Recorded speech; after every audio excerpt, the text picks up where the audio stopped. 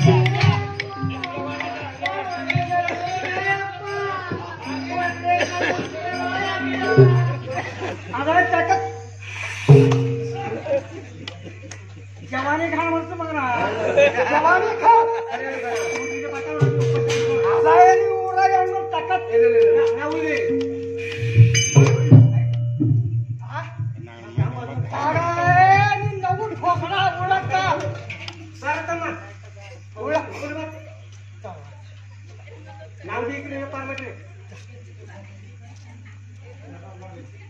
ए का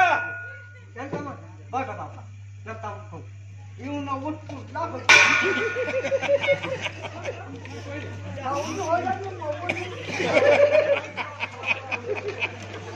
आवड बघा हो याने पटका नोडी काय याला होळी ओळून मी तुला खोट काय या का उंबरले म्हणे मरेंदो ये मैदानचा यार हवान काय आवाज बाबा माझी मुळचा खजाळी उडलो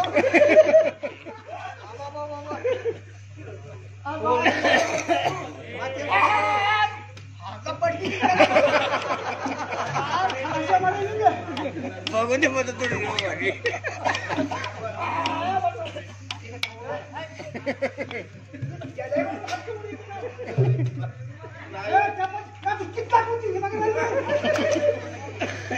ಎಲ್ಲ ಅದು ನೋಡ ನಾಗಣ್ಣ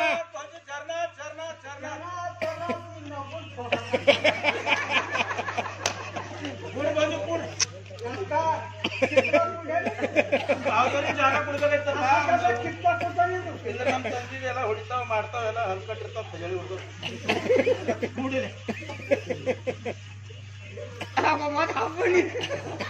ನಿಮ್ ಭಾವ ಈ ಕೇಳ್ರ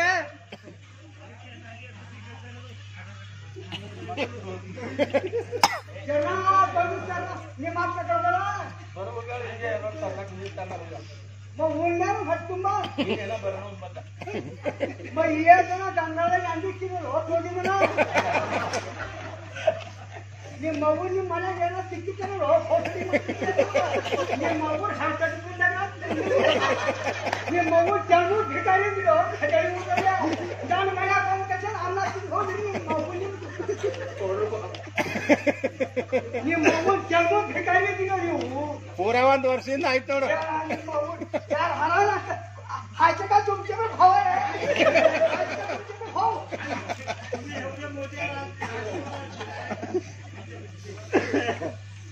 वाळ ಹೋಗ್ ಬಾ ಅಂತ ವಾಳ ಹೋಗ್ ಗಂಟ್ಲ ಸಿಕ್ಬಿಡತ್ತು ನೀರು